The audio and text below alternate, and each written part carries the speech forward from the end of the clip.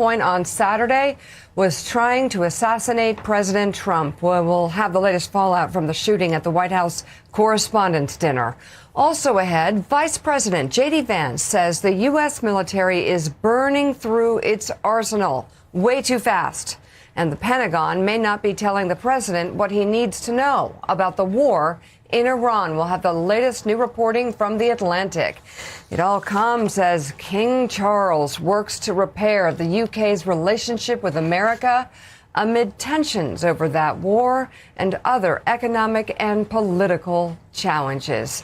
It's also late-night TV that has the president's attention lately, Again? Namely a Jimmy Kimmel joke last week involving the First Lady. We'll dive into that just ahead. Along with Joe, Willie, and me, we have the co-host of our 9 a.m. hour, staff writer at The Atlantic, Jonathan Lemire, co-host of the Rest is Politics podcast, the BBC's Caddy K, and senior writer at The Dispatch and a columnist at Bloomberg Opinion, David Drucker is with us. So let's see, which one, I don't know, who among the group was hanging invited out with British royalty would be invited? Because I know I got invited to my son's, having a barbecue this weekend for parents. All the parents get invited to that. Yeah. Yeah. So, and I know that Lemire got invited to a kids 12 under hockey match. That's good. Let's see, Drucker, Willie, Caddy, were you invited to hang out with royalty and presidents yesterday? I spent the afternoon hanging out with royalty yesterday, as one does. And guess what? Didn't you get rid of us 250 years ago? Because that was not evident yesterday. It was packed with Ted Cruz, Howard Lutnick, fawning over royals yesterday. I had this kind of slight feeling they wanted us back again. Anyway, it was great. It was a beautiful afternoon. The embassy did a lovely job. The king and queen were there. I got to see the back of the king's head up close and personal. He didn't somehow stop to say hello, but it was lovely. Good start. Well, give us some reporting. Give us some reporting other than American politicians and Americans fawning over British royalty, and really just, although that's good stuff. Just in general, Caddy, which of course my sort of avatar for Twitter for a decade has been Queen Elizabeth II, so I'm hardly one to throw stones on that front. But Americans still seem to love the royalty. What happened yesterday there? Well, certainly, it was. I think there were about 300 or 400 people on the embassy lawn. Most of them Americans. A lot of American politicians and cabinet members. The Speaker of the House was there. Mike Johnson was there, who had come to see the King and Queen.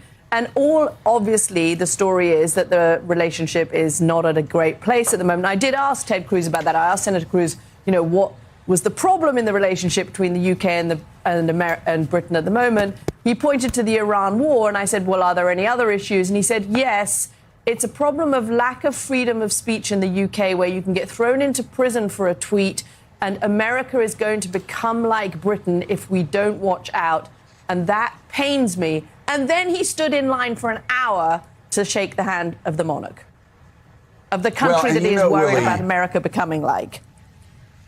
I will say, Willie, now, I wish that someone, Willie, other than Ted Cruz had said that, because I will give Senator Cruz credit that when everybody else was calling for the firing of Jimmy Kimmel last time, it was Ted Cruz who warned Brendan Carr and warned Republicans not to stifle free speech. I must say, most of the other Republicans are just raging hypocrites on this, because they tried to get people fired for even tweeting, about Charlie Kirk's tragic death, and it was like, witch hunts for, again, the very things that they rightly hated on the far left for squelching speech and thought and everything else. So many of them are doing right now. So, but that said, it's a special relationship between the U.S. and Britain, and let's hope that this meeting does something to bring it back together. And so that's what Queen Elizabeth II did for over 50 years. Yeah, and fascinating, too, that we're going to hear from Congressman Ro Khanna in just a few minutes on this show about bringing Epstein survivors to the King's speech, which in the UK, there has been, frankly, more accountability around the Epstein files than there has been in the United States. So we'll hear about some of that contrast as well. I think as close, Joe, as I got to the King was playing golf on Saturday in a driving sideways rain when it was 42 degrees. It felt like the British Open. It was like, you know, you're out there at Tennessee or something like that. So that's as close as I'll ever get to a King. Yeah, I think you're right. But of course, crazily enough, you were, what, three under par that day, Willie? I was. Yeah. Yes. Yeah, it broke the course record. And you went to 42 Burger King. and raining. Yeah. And I went to Burger King and I got one of those crowns. You know, have it your way, and I put the crown on. Stop. And so it's about as close as I'll ever get to royalty, baby. Really? All right.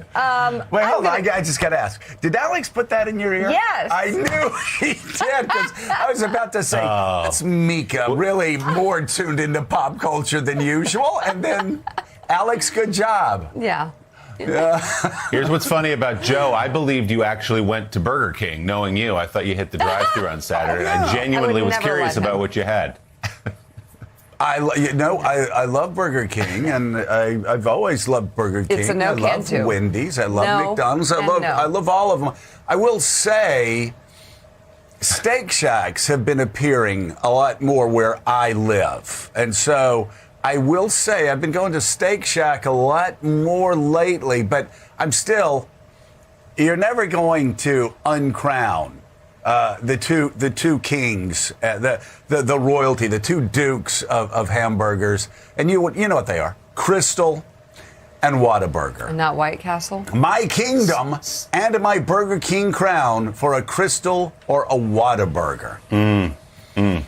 That sack of burgers from Crystal is nice. Steak and Shake or Shake Shack. Those two as well, Joe. Okay. Yeah, all right. those are great You two ones. are a waste of time. I'm moving on we to are the not. news. President Trump appears unlikely to accept Iran's latest proposal to end the war. Tehran's offer includes reopening the Strait of Hormuz while requiring the U.S. to lift its naval blockade of Iranian ports and setting aside questions about the country's nuclear program for later negotiations. The New York Times cites multiple people briefed on discussions in the White House Situation Room yesterday who say the president has told advisors he is not satisfied with that proposal. The paper goes on to report it is not clear precisely why Trump is skeptical of the offer, but he has repeatedly insisted that Iran cannot have nuclear weapons. That is a sentiment Secretary of State Marco Rubio echoed in an interview yesterday on Fox News. Do you believe the Iranians are serious about making a deal? I think the Iranians are serious about getting themselves out of the mess that they're in. So, yeah, I think they're serious about figuring out how can they buy themselves more time. We can't let them get away with it. They're very good negotiators. They're very experienced negotiators. And we have to ensure that any deal that is made, any agreement that is made, is one that definitively prevents them from sprinting towards a nuclear weapon at any point. Yeah, I mean, if you're not opening the straits, John Lemire, and you're not taking care of the nuclear program, I mean, Donald Trump, based on past statements, has about as much of a chance of accepting that deal as, I don't know, Alex Cora has in throwing John Henry his next surprise birthday party. Just had to get that in. That's not going to happen. And I've got to say, too, you know, project forward. Let's say the president takes a bad deal. Let's say that they end up reopening the straits where Iran has a better deal, actually, than they had before, which they're going to have regardless. They just are. They're going to take this opportunity to actually be in better economic shape after this war than before this war that was supposed to topple the regime. It seems to me the one thing that conservatives cannot stand for, the one thing, you know, that would drive me crazy as an observer of how Iran and the United States have negotiated with each other since 1979, would be a nuclear Iran. You just can't have, you can't have Donald Trump in the same position or in a worse position than Barack Obama was in when they negotiated for years in painstaking detail, sending over the best experts across the government, hammering out a deal, which I will say I was against. A lot of people were for, including David Ignatius. So I think most people on the show would say, we'll go with Ignatius and not Joe on this one. But still, they hammered out a deal that Donald Trump and a lot of conservatives completely slammed. So are you really going to put yourself at the end of this war in a position where you're in at least as bad a position as Barack Obama and Joe Biden and the other 7 presidents since 1979 having to negotiate the future of Iran's nuclear program? I mean, no. They've said there cannot be a nuclear Iran. So how do they get out of this with a nuclear Iran with their program, even if they lie and say, oh, well, give us 20 years? How do they do that and this not be seen as a total abject failure on the Trump administration's part? I think Marco was right. Yeah, well, I'll first note, Sox have won 3 in a row somehow. But you're right that this is a real dilemma. And there are some loud voices suggesting that President Trump should think about endorsing the idea of splitting these two things, make the Strait of Hormuz separate from nuclear negotiations. Senator Blumenthal on our air yesterday did that. Richard Haas, who has been one step ahead on a lot of the negotiations there in Iran, he also thinks there'd be some wisdom in splitting this, do the Strait now, come back to the nuke program. The president, though, does not seem interested. And I think it's to your point, Joe. It is already, let's be clear, inherently a defeat for the United States that Iran is going to come out of this war with more control over the Strait of Hormuz, whether that means fully in control or some sort of authority that's established or a tolling mechanism. It's almost inherent at this point that Tehran's going to have more of a say over this vital waterway than they did at the start of this conflict at the end of February. That's already an L for the Trump team. They can't take another one. So therefore, they need to save face and accomplish that goal, which you just laid out, preventing Tehran from ever achieving any kind of nuclear program. So that's why I think President Trump is going to take a harder line here, because he knows the Strait of Hormuz in some ways is already gone, at least to a degree, and that now he needs to be tougher here to get that sort of win. The issue is Tehran willing to negotiate? When? How? And if not, will President Trump have to eventually pull down the ceasefire? He's been very reluctant to do that to this point. He's extended it a number of times. I've been told by aides he really doesn't want to resume the fighting. But if he doesn't have any other cards to play, he may just have to in order to get to pressure Iran to a deal. But the question is, what does the fighting get you? I mean, they've destroyed so many military targets now, and with every military target that they destroy, do they pick up any political gains from that? I keep going back to what one of the foremost experts at the CIA over the past generation told me early on when he heard that they were, have taken out 60% of this, 70% of that, 80% of that. This was 3 weeks ago, maybe a month ago.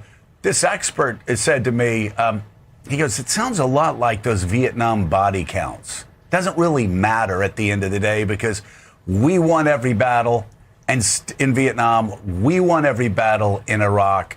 We won every battle in Afghanistan, and we still lost the wars. So, David Drucker, it seems to me, again, when you don't just look at what this administration's saying, what Marco's saying, Secretary of State, I've known him a very long time, what Pete Hegseth has been saying, Secretary of Defense, I haven't known him for a very long time. We didn't hang out in the same bars together. If you listen to what the administration's been saying, if you listen to what conservatives have been saying, like me, for a generation, if you listen to what even Democrats have been saying, there can be no nuclear Iran, then it seems to me everything else is just ground noise. If the president gets out of this war and Iran still has a nuclear program, I find it hard to believe that everybody wouldn't consider that a massive loss. So maybe that's why the Secretary of Defense and maybe that's why Secretary of State are saying the things that they're saying, even while others around them are saying, well, maybe we can get a deal that allow Iran to do this, that, or that. Just open up the strait first. Yeah, look, I think I'd pay attention in particular, too, to the Secretary of State's remarks, because I think he understands the stakes here, and he's the one person in the administration that is able to communicate the administration's broader goals, usually anyway, in a way that doesn't make it look like they're headed toward accepting a situation that is less than things were before the war. I mean, just Joe, and we've been talking about this here. Think about how the discussion about Iran has transitioned from 2015 to 2026. Republicans were up in arms, and I think rightly so, about what turned out to be the JCPOA, the Iran deal that Obama negotiated with Iran, because it never dealt with Iran's proxy groups, their malign actions in the Middle East. It never permanently shut down their nuclear weapons capabilities and development. It simply delayed and put them out into the future when they could be, hopefully dealt with by somebody else at a later date, and didn't deal with Iran's terrorism, right? They're the world's largest state sponsor of terrorism. We've now moved from that debate to, is it allowing them nuclear weapons capabilities in the future, or allowing them to control the Strait of Hormuz, something they've never controlled before?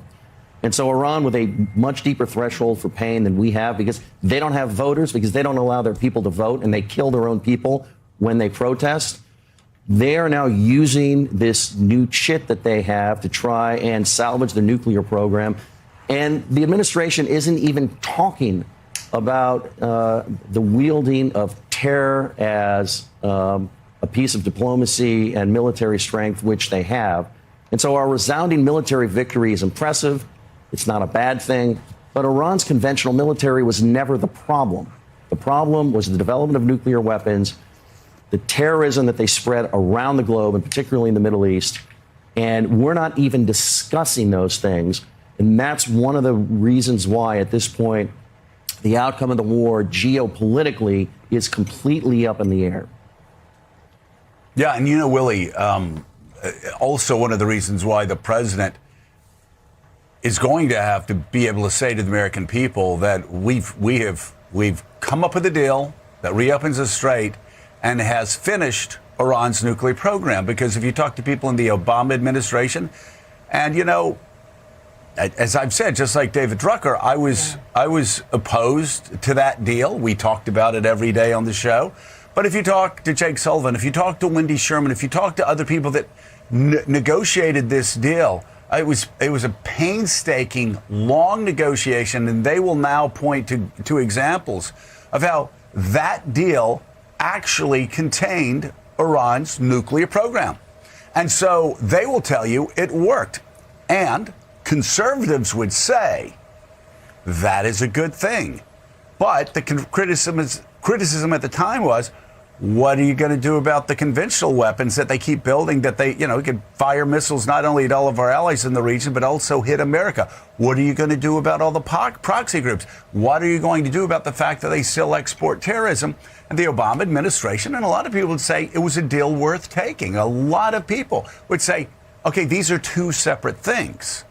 Conservatives hated that. Republicans hated that. And now that is the argument a lot of them are making, which is, let's just split these two things. We'll worry about the nuclear deal later. Now let's just open the strait. Why, that's an even worse situation, a far worse situation than what President Obama negotiated. So we would have had this war. It's costing tens and tens of billions of dollars, probably $1 billion every day. And we would be in worse shape than we were under the Obama plan. And that's exactly what the Iranians are offering so far in these talks, if you can call them that, preliminary, which is, we'll open the strait, you end the blockade, and we'll talk about the nuclear program later. And as you say, the president, I don't feel like, can walk away from this war without some conclusion on the nuclear program. Also, we should point out, oil is really on the rise again. Closed at $108 a barrel yesterday, up to $111 this morning right now on global markets. So the Iranians have found that Strait of Hormuz is the leverage point that they don't want to give up. And now Europeans are being our allies, much more vocal, because they're feeling the brunt of a lot of this in their criticism. German Chancellor Friedrich Merz offering a strong rebuke of the Trump administration in public comments yesterday. Speaking at a school in central Germany, Merz said, quote, "The Americans clearly have no strategy when it comes to the war with Iran." He called the entire operation ill-considered, to say the least. He said he's unsure what strategic exit the United States could take at this point, adding Iran is obviously negotiating very skillfully, or rather, very skillfully not negotiating. The German chancellor adding an entire nation, referring to the United States, is being humiliated by the Iranian leadership. Caddy K, obviously Europe, though not involved in this war directly, is feeling all the impacts on their cost of fuel, on their cost of food, on their cost of fertilizer. This war is impacting them, and now leaders are being much more vocal in their criticism of the Trump administration than we've seen them on other matters. Yeah, because Europeans are feeling the impacts because of high gas prices, because there's a lack of jet fuel. Lufthansa, for example, has had to cancel thousands of flights coming up over the summer. That's the German airline.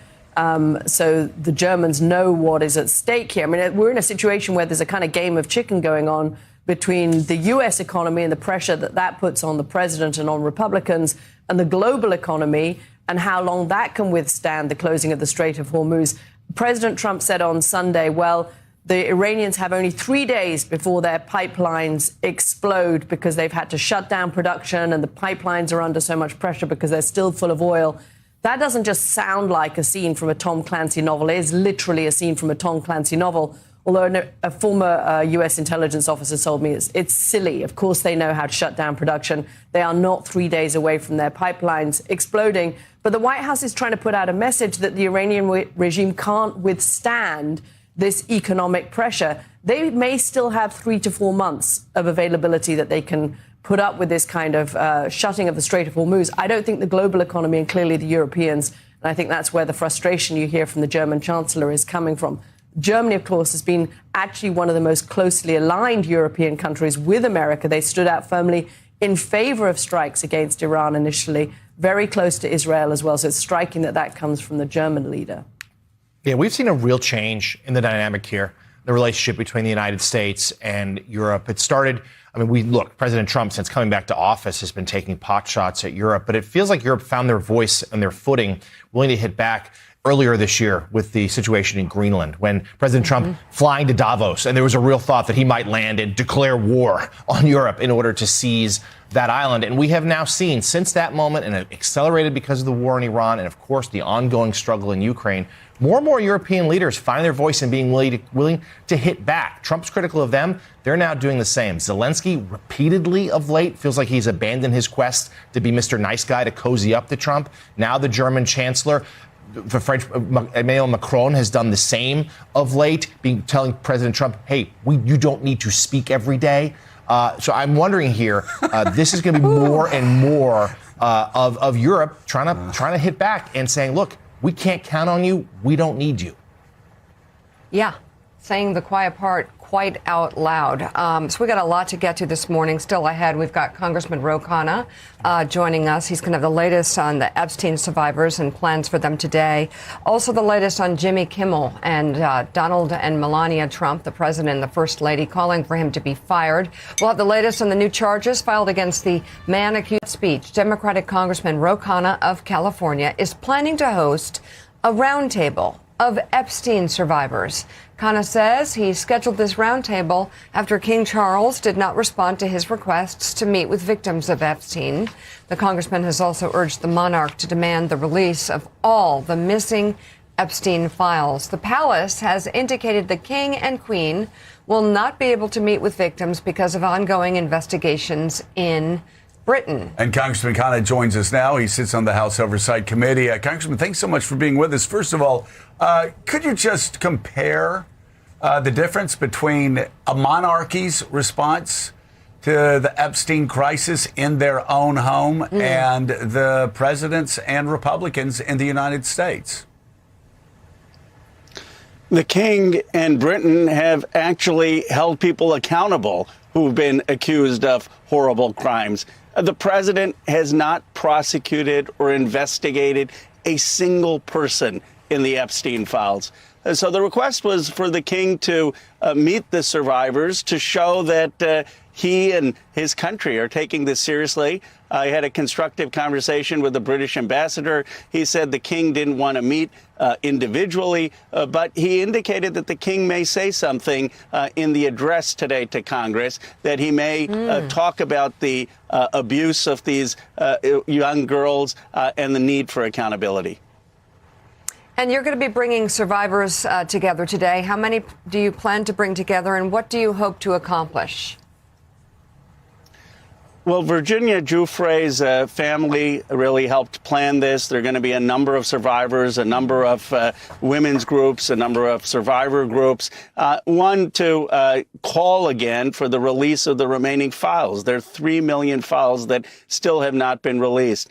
And then the fact that there are men in these files who literally are alleged to have raped young girls. I get texts from survivors every day saying the names are there. Why is there no investigation? Why is there no prosecution? I mean, the irony is that Thomas Massie and I passed this law. They're 2 American members of Congress, and yet it's actually Britain that's asking for the release of the rest of the files from the Justice Department so that they can have the prosecution of the former prince or Lord Mendelsohn. We did have a development with Katie Fang, who brought a case in D.C. court, and she's saying under the Administrative Procedures Act, she has not been given, and the American public haven't been given the information, and the Justice Department is in violation of the Epstein Transparency Act. So I'm hopeful that actions like this may move the ball. Congressman, good morning. As you say, this is a matter of law. Those files have to be released, but a law passed that you just cited. So for people watching today, is it as simple as it sounds why Republicans are not working harder to get this out in the open, why the Department of Justice is not working harder to get all of this out in the open? Many of those members, by the way, who talked a lot in the last couple of years about what was really going on with Epstein, who was really involved, and have gotten much quieter now. Is it as simple as the President of the United States' name is in there so many times that they want to move on for this on his behalf?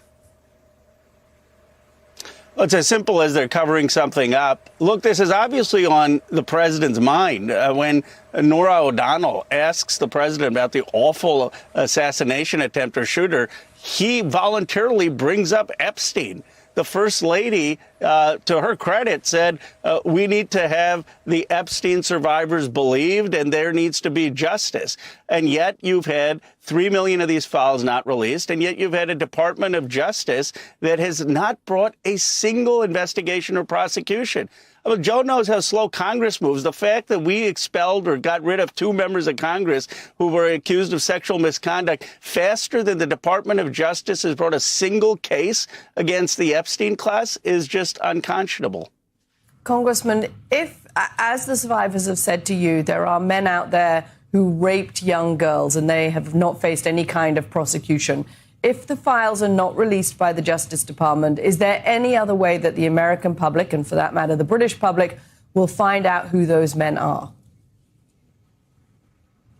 Not unless the Justice Department brings investigations and brings prosecution. So there are 2 issues. One is the release of the files, which they need to do for the law. But the other fact is that the Justice Department has not met with these survivors. They have not met with the survivors' lawyers. They're not opening up investigations or prosecutions. And that is just an abandonment of justice. It shows the American people that there are 2 tiers of justice. These women have been abandoned for decades, and they still aren't getting justice.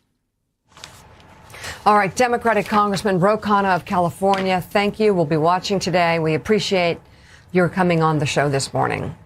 Thank you, sir. Thank you. All right, the suspected gunman accused of trying to storm the White House Correspondents' Association dinner over the weekend is now charged with attempting to assassinate President Trump. Cole Allen made his first appearance in federal court yesterday in Washington, D.C.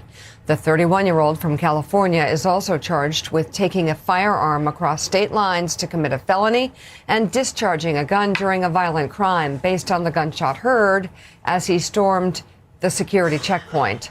Additional charges are expected. Prosecutors reiterated he acted alone. If convicted, Allen could face life in prison. The judge ruled Allen remained detained ahead of his next court appearance that is set for this Thursday. Willie. Meanwhile, Jimmy Kimmel again is drawing criticism from the Trump administration, including from the president and first lady themselves, for a comedy sketch that aired 2 days before that security scare at the White House Correspondents' Dinner. On Thursday's episode of his late night show, Kimmel delivered a parody speech, like a roast, basically, noting that this year's event lacked that traditional comedian's roast. So Kimmel made one up instead, joking about several topics, including the first lady. So that was on Thursday, a couple of days before the event on Saturday. The First Lady responded to that joke, writing in part on social media, "Kimmel's hateful and violent rhetoric is intended to divide our country. People like Kimmel should not have the opportunity to enter our homes." President Trump adding on Truth Social, "This is something far beyond the pale. Jimmy Kimmel should be immediately fired by Disney and ABC."